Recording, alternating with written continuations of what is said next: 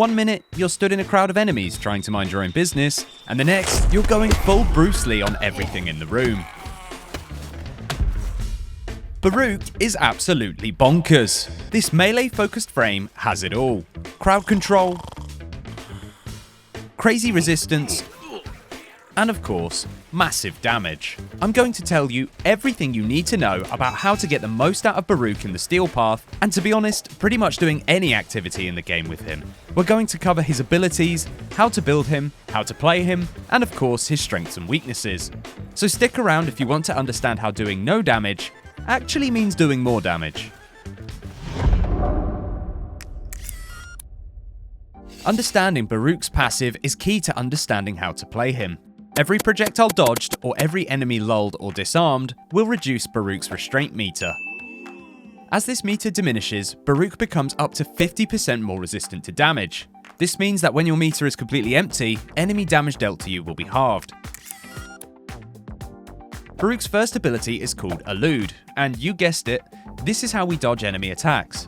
Activating Elude will slowly drain your energy, but will also give you a 100% dodge chance against all incoming projectiles and melee attacks, whilst you're not attacking yourself. Every attack dodged erodes Baruuk's restraint by 1.2%. Elude grants 180 degrees of protection frontwards, meaning only attacks from the front of Baruuk will be dodged. If you want to cover your backside as well, then increasing your ability range to 200% will provide the full 360 degree coverage. This ability also has an augment mod called Elusive Retribution. For every attack dodged, Baruuk's melee attack speed and melee critical damage is increased by 5%, stacking up to 6 times. His second ability, Lull, sends out a lingering wave that puts all enemies in Baruuk's line of sight to sleep, whilst reducing restraint by 0.8% per enemy hit by the wave. Here's a few useful tips that you should know about this ability. After casting Lull, the effect will linger for 5 or more seconds depending on your ability duration. Enemies who are woken by damage while still in the Lull field will be put back to sleep again. When casting Lull, enemies in line of sight will slow down for a couple of seconds before finally being put to sleep. Desolate Hands damage does not wake enemies. And finally, Lull is the subsume ability that is offered to the Helminth. Oh, and there's an augment mod called Endless Lullaby. By killing or performing a finisher on a sleeping enemy, Lull will re-trigger for 100% of its remaining duration, in addition to offering a base 50% increase to Lull's duration. Baruuk's third ability is called Desolate Hands, and is key to his survival. Activating this ability summons a protective ring of daggers around Baruuk. These daggers seek out enemy weapons and destroy them, leaving the enemy disarmed. In addition to this, they also reduce incoming damage by 10% per dagger, up to a cap of 90%. The more ability strength you have, the more daggers you get, which in turn means the longer you will keep the 90% damage reduction bonus. Now here are some of the finer details you need to know about this ability. If Elude is active, then the range of Desolate Hands is doubled. Daggers launch at a rate of roughly 1 dagger a second. Each dagger launched erodes Baruuk's restraint by 1.6%. Damage from this ability will not wake enemies put to sleep by Lull. Desolate Hands also shares its effect with allies in line of sight by launching 1 dagger at a time towards friendly units or players. Allied daggers also provide damage reduction, can disarm enemies, and will erode Baruuk's restraint meter. Each ally can carry up to 50% of your total modded daggers. And finally, we have Baruuk's fourth ability, Serene Storm. And this is where things start to get real spicy. Activating Serene Storm provides you with a 40% damage reduction bonus whilst active, in addition to summoning his exalted weapon, Desert Wind. There's no energy cost to use this ability, as it instead relies on your restraint meter being sufficiently empty, and will slowly restore the meter throughout its use. We're going to talk more about Desert Wind later on, but for now, just know that this weapon is absolutely balmy. We're talking huge damage, huge range, punch through, slows, crowd control, it's kinda got it all. So here's some finer details that you should know about this ability. The slow is not affected by mods. Switching to a primary or secondary while Serene Storm is active will still provide the damage reduction bonus. Range mods do not affect the wind wave effect, but will affect the melee attack itself. Enemy projectiles hit by the waves have a 100% chance to be redirected back in the direction they were fired from. Finally, we have the augment mod called Reactive Storm. This mod provides a 250% status chance and changes Desert Wind's impact damage to match the enemy's weakest resistance. Now that we know what each of his abilities do, let's take a closer look at how we actually play him so we can better understand the builds later on. There are 3 important mechanics that we need to keep an eye on in order to make sure we get the absolute most out of Baruuk. These are ability uptime, restraint management, and the combo counter. Thankfully, ability uptime and restraint management sort of come hand in hand. Elude, Lull, and Desolate Hands all contribute towards keeping you alive. Desolate Hands provides up to 90% damage reduction in addition to disarming guns.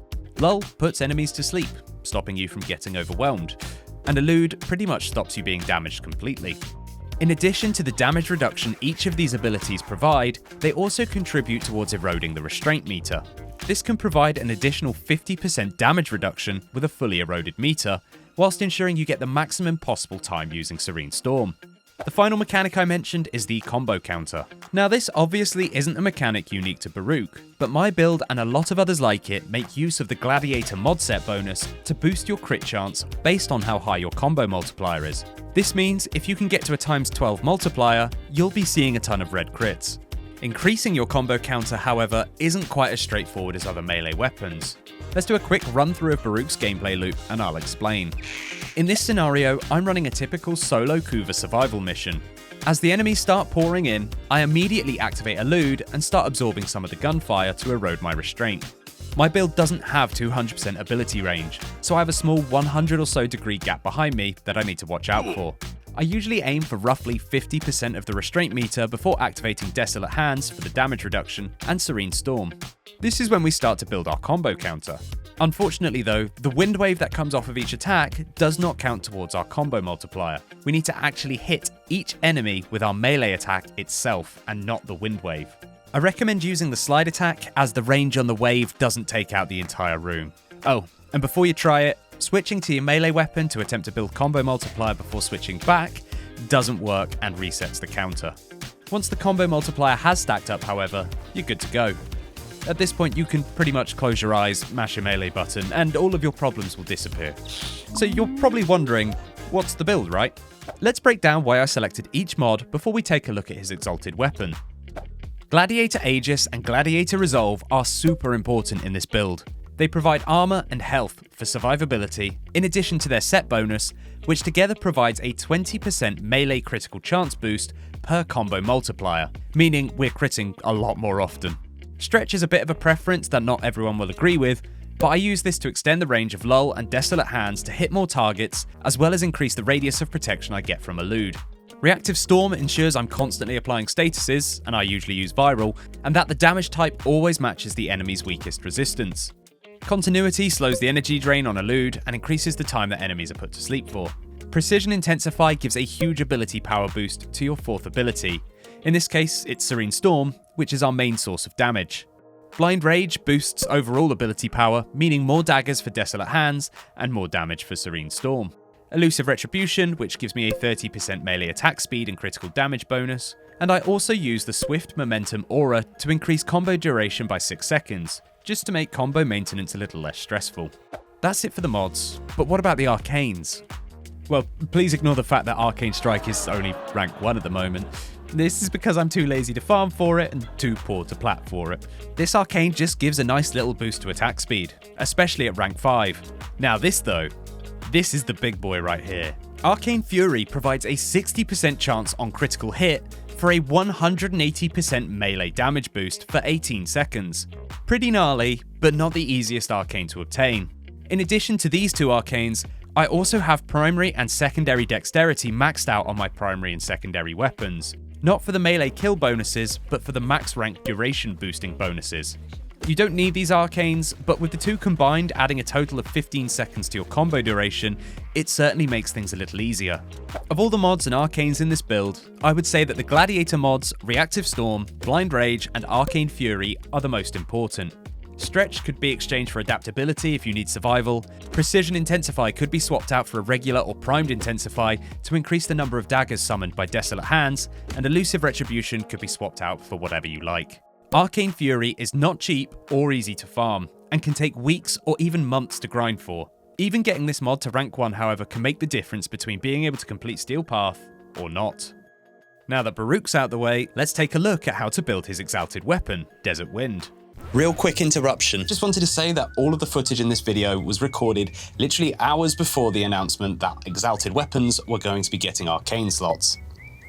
I haven't actually had a chance yet to do lots of testing with different arcanes, but I'm sure that there's a ton that will work really well to push this build even further. Back to the video. Once again, starting from left to right, we have Sacrificial Steel to maximise our crit chance, Pressure Point, which could be swapped out for Sacrificial Pressure if you'd like more damage, but this would require more investment, a Faction Mod to boost overall damage to specific enemy type. If you're not a fan of faction mods, then you could swap this out for something of your choosing, Organ Shatter to increase critical damage, Primed Fever Strike and North Wind to increase damage and add viral status chances, and of course, the two most important mods, Gladiator's Might and Gladiator's Vice, to boost crit damage, attack speed, and crit chance per combo multiplier. For Archon Shards, it's pretty straightforward. I use 4 Crimson Shards to boost melee critical damage, and 1 Amber Shard to boost casting speed. You could go for 5 Crimson Shards for a little more damage, but I find the casting speed boost helps with Baruuk's rather slow cast speed, and often prevents me getting one shot whilst trying to activate Desolate Hands. Personally, I haven't subsumed any of Baruuk's abilities, as I don't feel like his kit is missing anything. In regards to companions, I'd suggest bringing any pet that can equip Tandem Bond. This mod allows your companion's attacks to increase your combo count by 6 per hit. It's just another quality of life mod to help keep combo management simple and get those red crits rolling in. So that's it. Everything you need to know about building Baruuk for the Steel Path and beyond. Let me know what you think in the comments below, and if you enjoyed the video, please leave it a like. See you in the next one, Tenno.